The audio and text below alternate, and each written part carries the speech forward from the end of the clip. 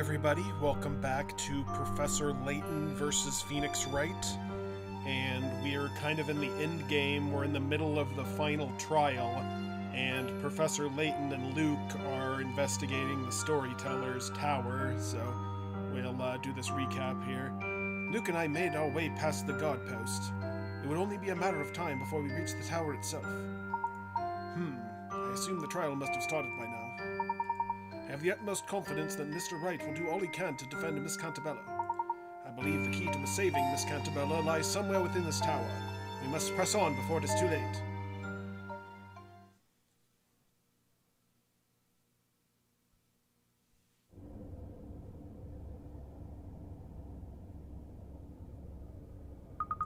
It's so quiet in here. There's not a sound to be heard. Let's be very careful though, Luke. The puzzle we just dealt with is not necessarily the only one in this place here. Right you are, Professor. Let's proceed with caution.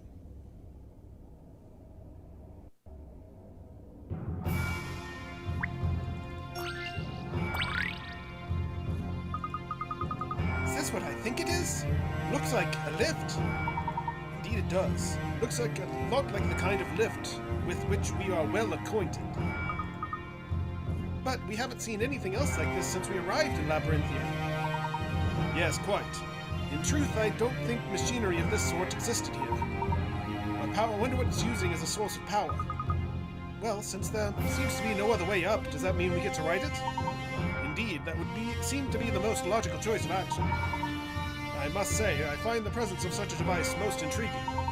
But we can't stand around pondering such things now. There will be time for that later. Onwards and upwards, my boy. Right then, let's go. I know I keep saying this, Luke, but bear in mind that we must proceed with caution. I'm with you on that one, Professor.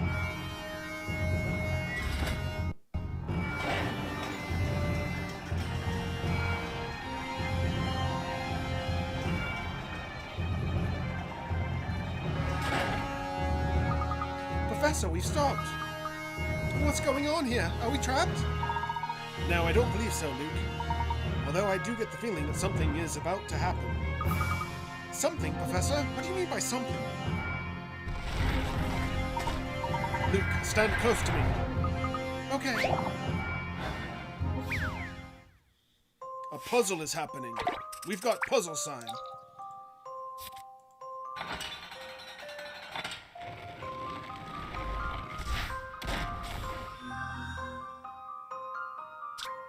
A stone statue stands before you. Beneath it lies a panel with what appears to have once been a crest of some kind, now a disjointed mess. Move the panels by touching the arrows that connect them and rearrange the pieces so the crest is correctly displayed. Okay. Well, this is just a normal sliding puzzle here. It shouldn't be too hard.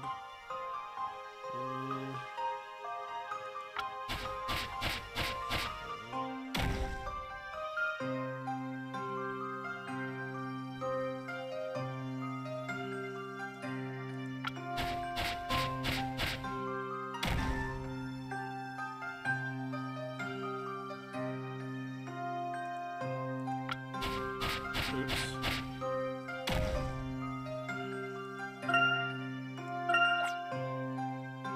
Only have 4 turns.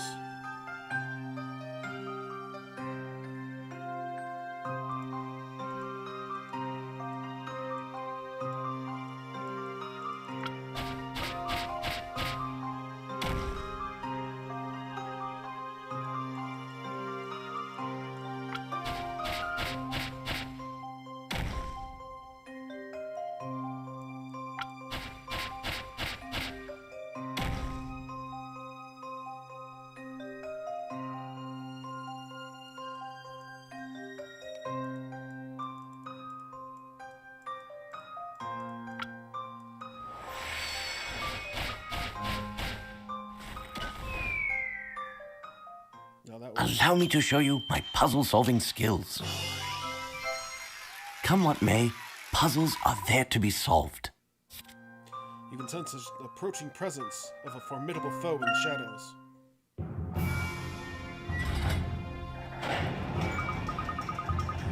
Well, we started moving again.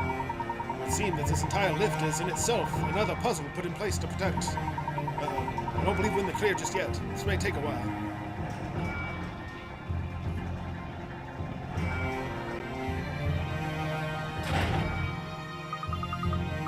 We've stopped again. Another stage of the puzzle? Indeed, that would appear to be the case.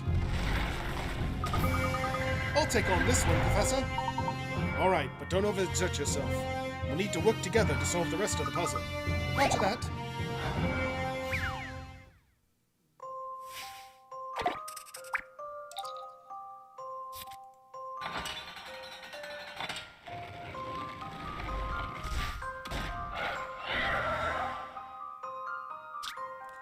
Yeah, we get the deal. It's the same puzzle.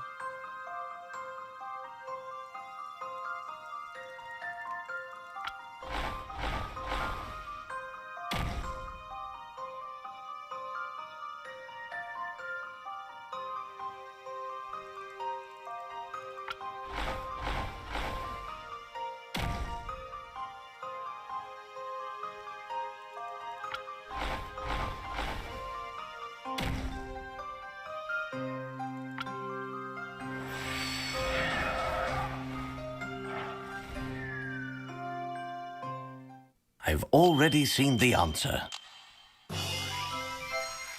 That was indeed an intriguing puzzle. These seem tough, but they're actually pretty easy.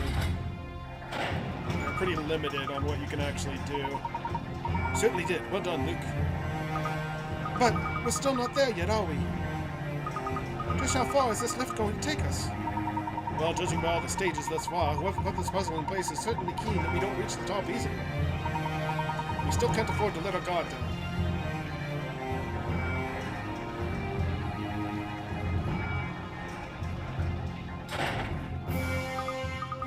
Ah, we've stopped again. Well then, allow me to take on this one.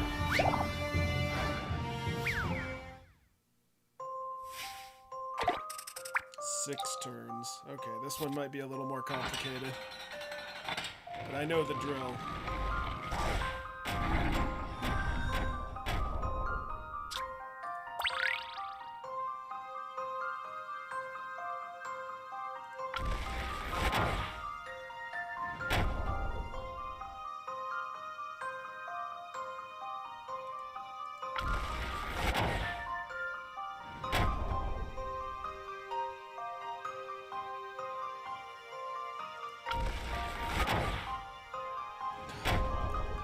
Didn't mean to do that.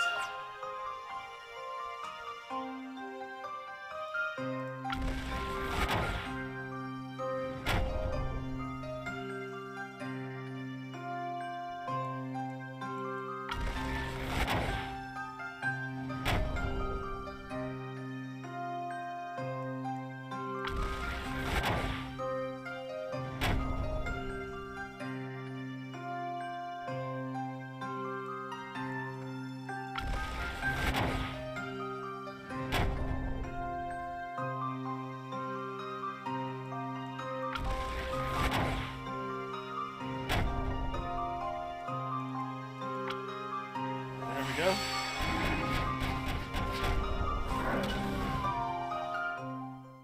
I've already seen the answer.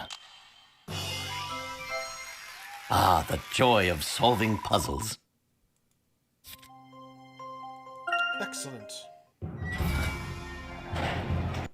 That was an exceedingly difficult puzzle. The next stop must be our destination. I think you're probably right, Luke. Well, this is it, Professor.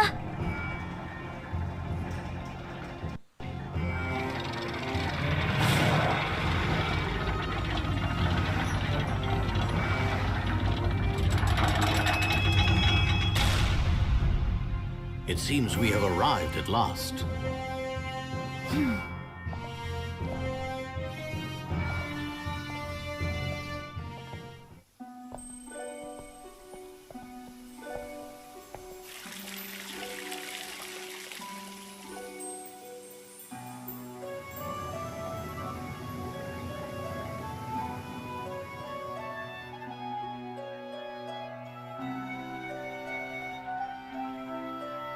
Wow, this is certainly different.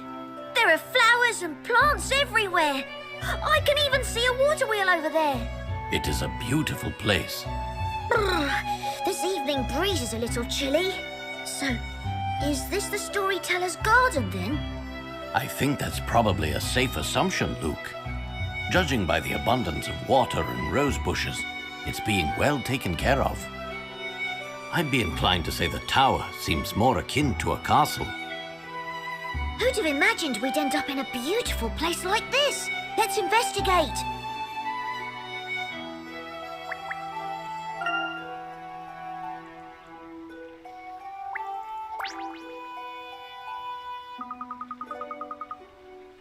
This building really is something else.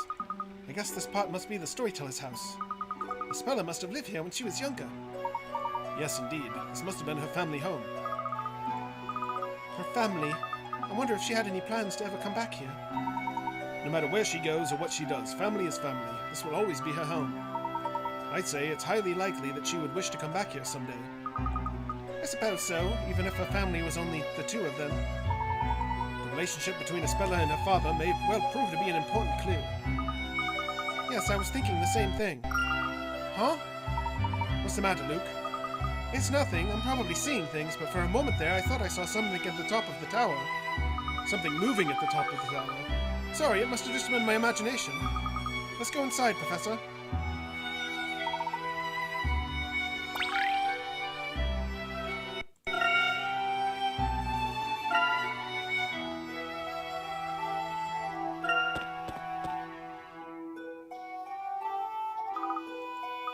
This appears to be a child's room. It certainly looks that way. From its condition, I'd say it hasn't been used in some time. Presumably it was used by Isabella as a child. Right. So this is where Isabella grew up. Something pretty big must have happened to her to make her leave home so young.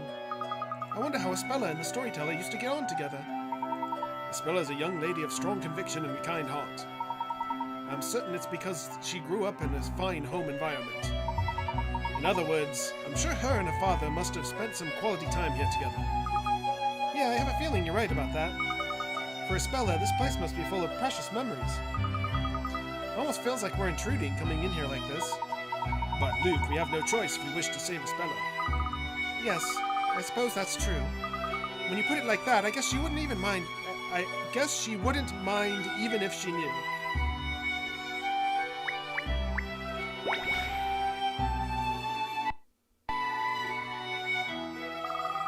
Crikey! Professor, behind that curtain! There's someone there!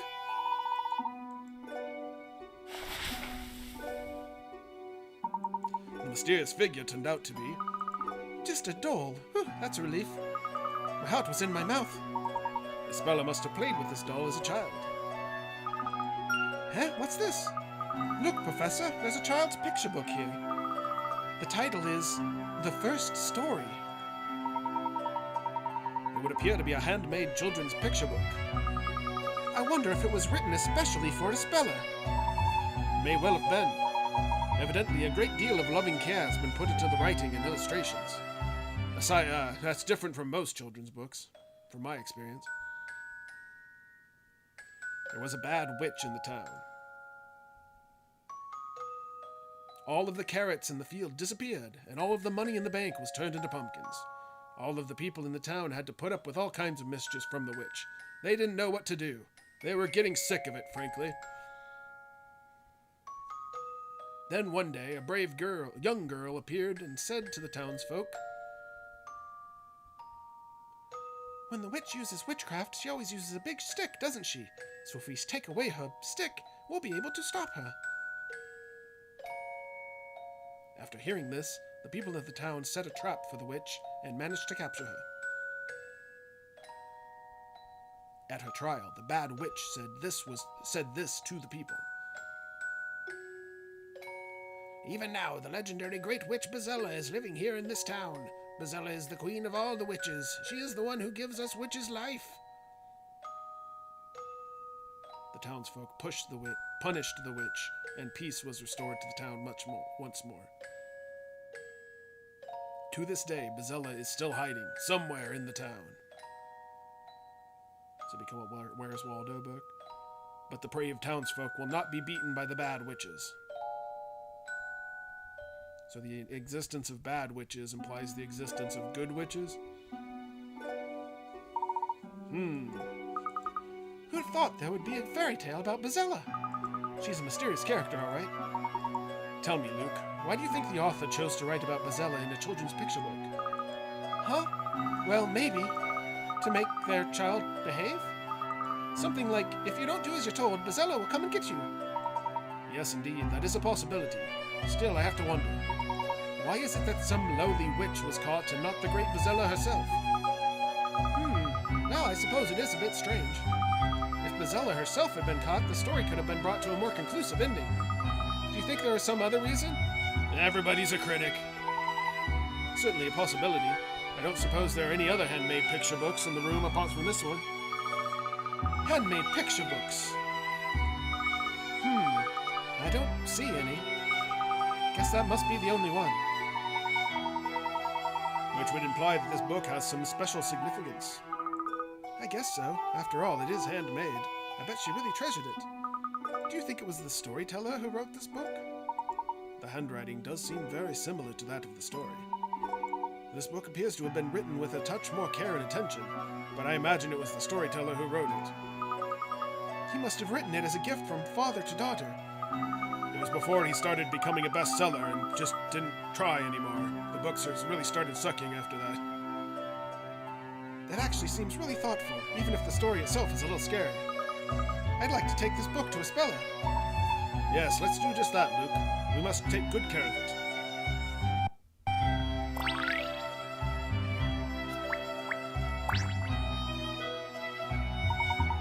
I believe we've seen all there is to see here.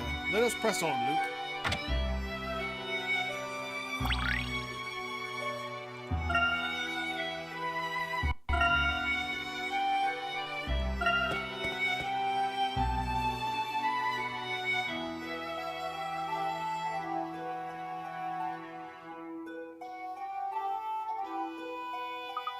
What do you make of this room, Professor?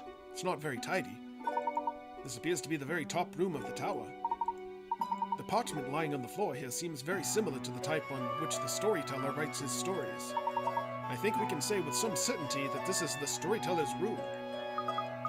This is the storyteller's room? Yes, that's what I just said, the storyteller's room. You're saying it's the storyteller's room? Yes, it's the storyteller's room. Listen! I was imagining something a bit grander, like a throne room with all kinds of posh decorations. While I agree that it's a little eccentric, it's unmistakably the study of an author. He probably spent all of his time in here, continuously writing these stories.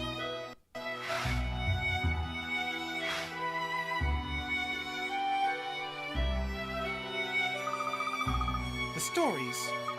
I wonder what Isabella thought of it all. Her father writing stories for the townsfolk, I mean. I wonder if she looked forward to seeing the stories completed, or if she... The stories were probably a little too mature in content for a young child. I don't imagine the storyteller would have shown Isabella many of them. They were rated X. But in that case, surely she can't have had many opportunities to even talk to her father, given how busy he was. I guess that means she was pretty lonely. It must have been hard for her, even knowing how important those stories are for the people of the town. But I don't think that's right. No child should be unable to talk to with her father. I absolutely agree, Luke. I believe it will be important in the upcoming trial to have an understanding of Isabelle's feelings toward her father. Professor! Knowing you, Luke, I'm sure you must have a lot of things on your mind at the moment. So if there's anything at all that you want to talk about, you will tell me, won't you? Of course I will, Professor. I'm always ready to listen, Luke. Now then, shall we start investigating this room?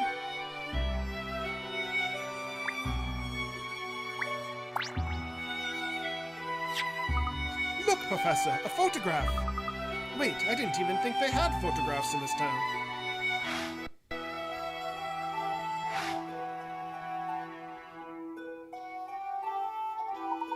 Indeed, it's not the kind of thing one would expect to find here. It's like Westworld. You show him the photo. Said that doesn't look like anything to me. Too right. I certainly haven't seen any cameras around since we got here. There's no doubt that this is a photo, though. What could that mean? This may be in some way related to the tower being so closely protected. What do you see in the photograph, Luke? There are two children, both young girls. The photo looks quite old, doesn't it? I wonder who they are. Well, one of them is surely a speller. There can be little doubt about that. Hey, you're right. And look at that pendant. It's the same one a speller always wears. The fact that she's continued to wear it ever since shows just how important the pendant must be to her. And what about this other girl? Do you think she's a friend of a speller's? Indeed. I'd wager the two of them were rather close friends at that. Looks like Dark Law. They do look pretty chummy, all right. See, they even have the same pendant. A glimpse into a speller's past. This may well prove to be an important clue. I would like to ask her about it face to face. Let us borrow it for the time being. I wonder if there are any other clues knocking around. Well, I'd say the something that you thought you saw moving earlier is a point worth pursuing. But isn't this the last room in the tower? I must have been imagining things. Not necessarily, Luke. If I'm not mistaken, there should be a way of getting you beyond even this room. Let us look around more closely. Right you are, Professor.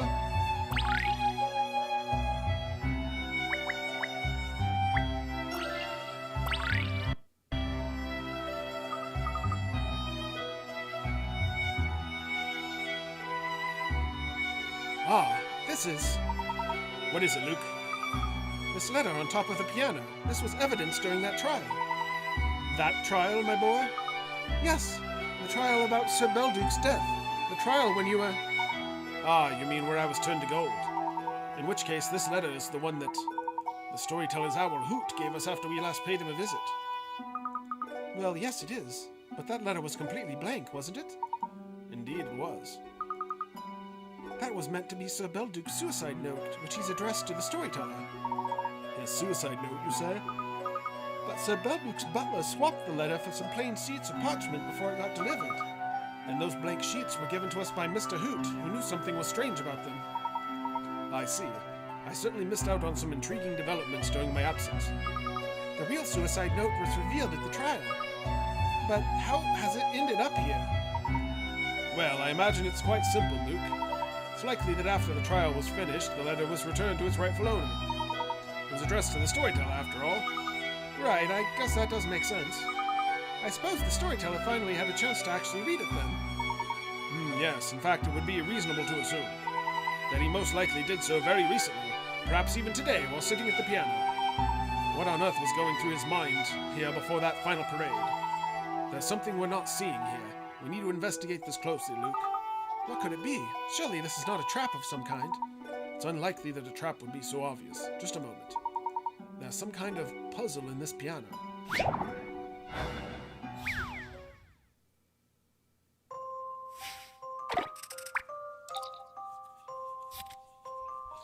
Musical score. Below the stained glass window is written, "When the stars have aligned, the goddess shall pluck her harp, bringing forth her serene song.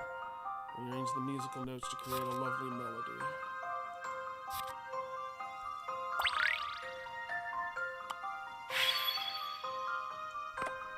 Oh, I see.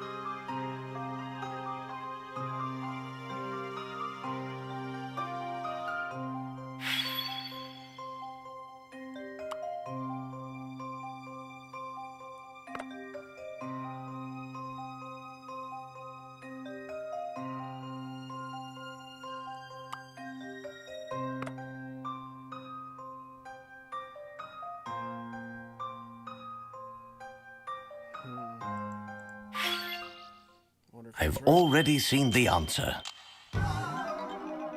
This is not as easy as it appears. Stars in the music notes seem to be related.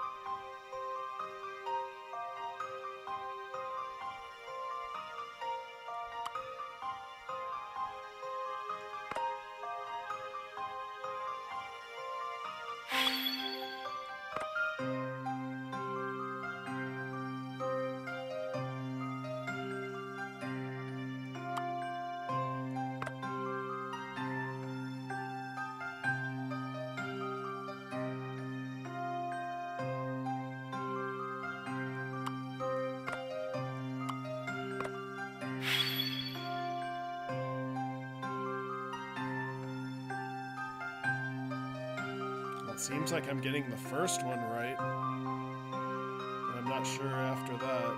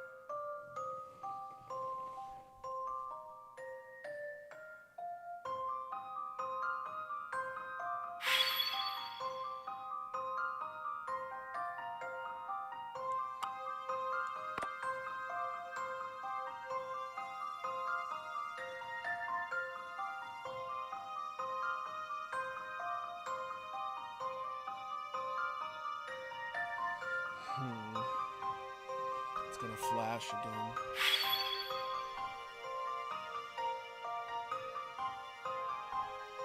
Let me try it. Let's see if I've proven myself. An ingenious puzzle, but a tricky one. Jeez. Might need to start using some hints here.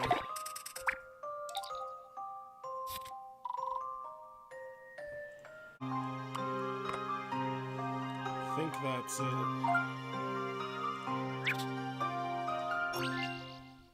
Let's see if I've proven myself. Come what may, puzzles are there to be solved. Superb! A loud bang rings through the air as the celestial globe adorning the ceiling begins to move.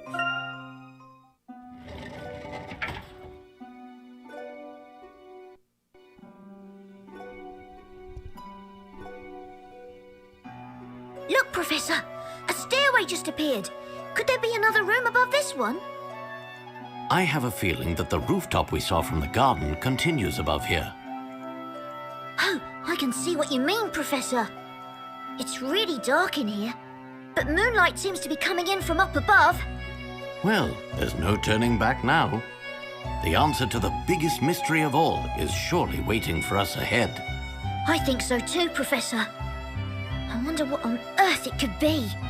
The next step in the Storyteller's story, if I'm not mistaken. The next step? But the story has already finished, hasn't it? Not yet, Luke.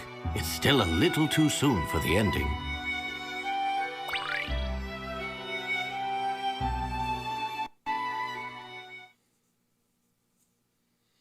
Not quite the ending yet.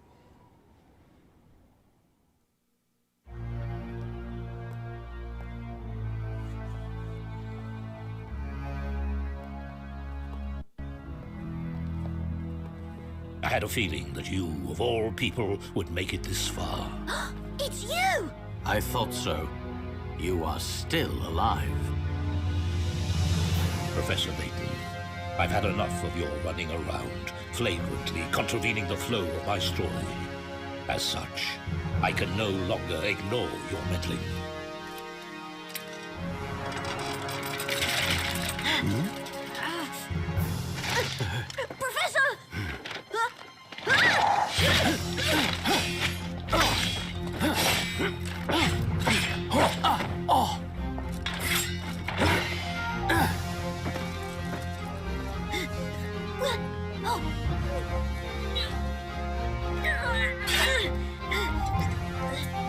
Professor!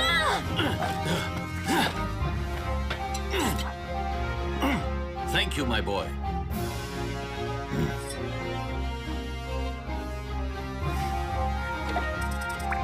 Here we go, the combat portion of the game. Battle of Wits. All that the storyteller writes is destined to come true. Your opponent's attacks are no exception. Memorize the storyteller's tale and deflect your opponent's predetermined moves.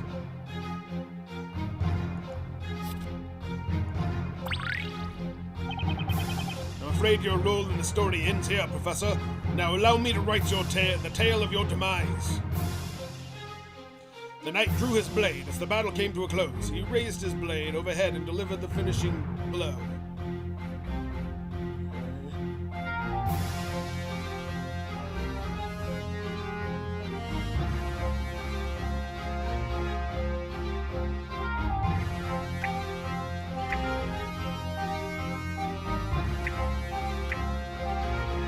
He just showed me.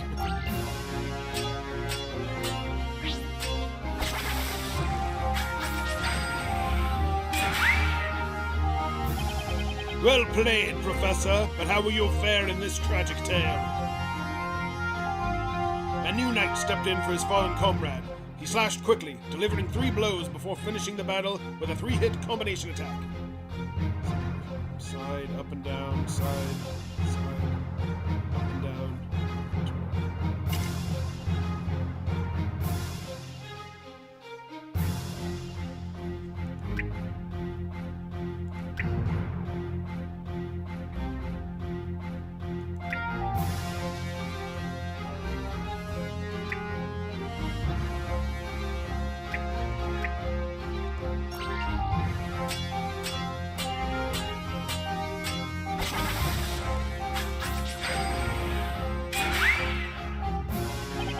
Think you worked it out, do you?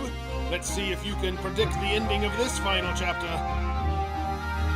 As the final knight drew his sword, as he attacked, he began to vanish into thin air, his movements veiled in the embrace of the shadows.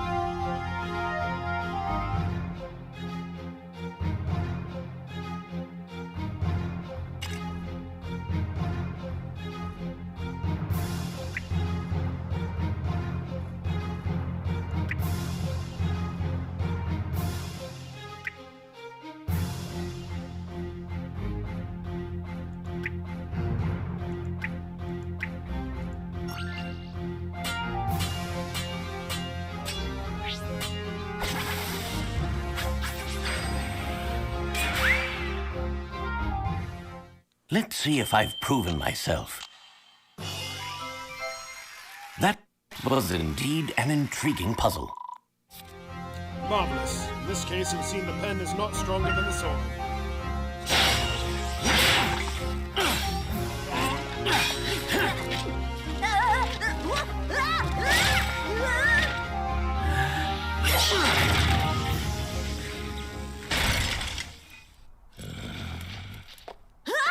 Professor, behind you!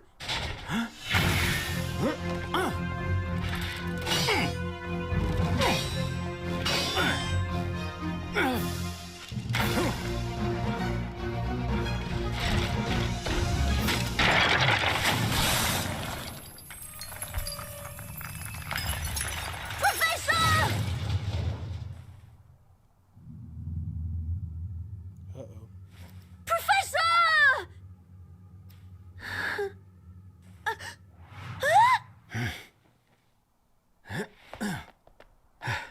Well, now, that was close. Yeah.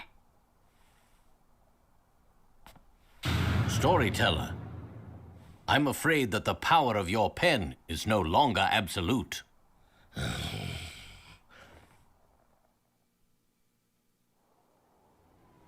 You never fail to impress me, Professor Layton.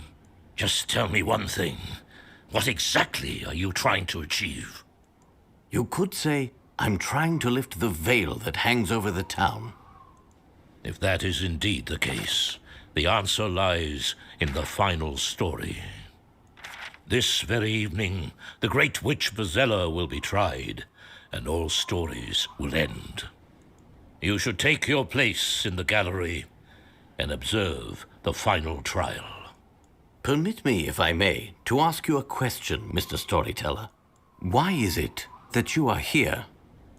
What? You too should be watching in the gallery, watching as your twisted story unfolds. My twisted story? What do you mean by that? You must surely be aware that your story has already become twisted. Take our arrival in this town, for instance. Not to mention our being here at this very moment. Neither of these things could have happened in the story you wrote.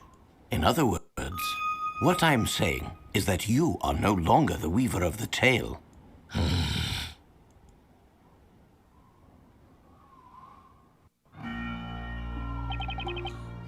It is as you say.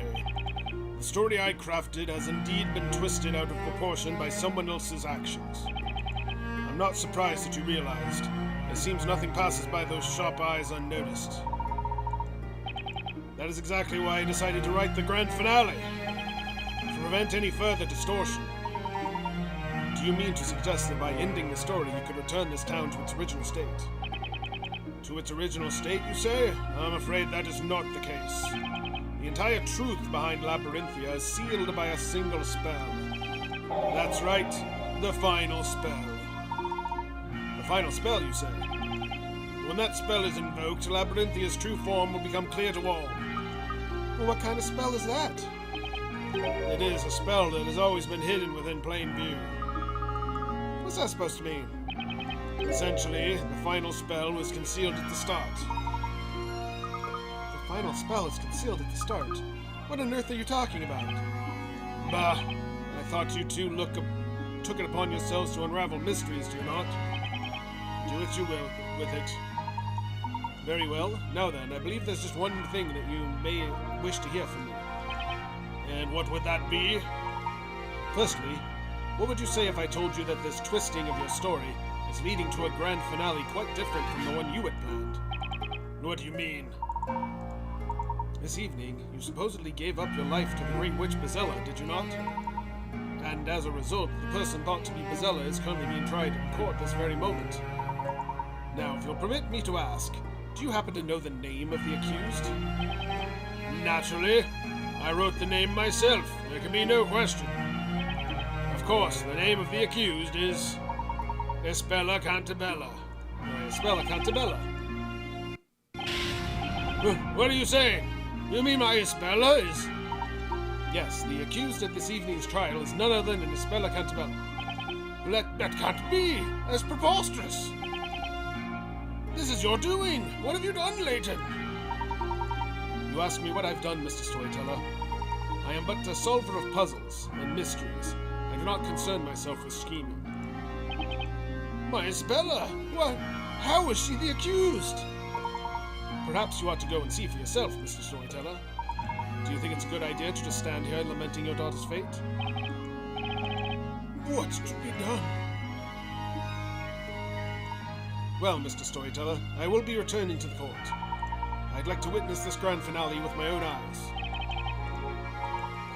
Ah yes, before I leave, there's just one more thing I'd like to make clear. I do not intend to simply take my place in the gallery and observe the trial. Naturally, there is only one place for me to stand in order to unravel all of these mysteries. You mean to say that you will stand as the defender? Ha ha ha. Unfortunately, the defender's position is already taken. Moreover, Mr. Storyteller, I'm the one who knows the truth. The true identity of the great witch Bezella, that is. How could you know? There's only one place at which I should stand in order to assert such a fact, and that is not on the side of the defense. Surely you can't mean? I anticipate seeing you again soon, Mr. Storyteller.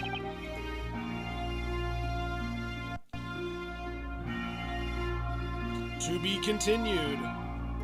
Alright, so that was the end of Chapter 8. Chapter 9 is coming up. And Chapter 9 is the very last chapter. So, we're coming on to the end here. Hopefully there's only 3 or 4 left. Maybe like 5 at the most, I would say.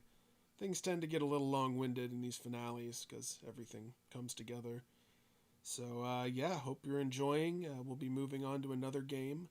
Hope you all enjoyed the Bomb Rush Cyberpunk last week. We'll have more of that on Tuesday and Thursday of this week. And we'll have a new game on Wednesday. So, more Thimbleweed Park tomorrow and more of this on Friday. So, hope you have a great week ahead, and we will see you next time. Later.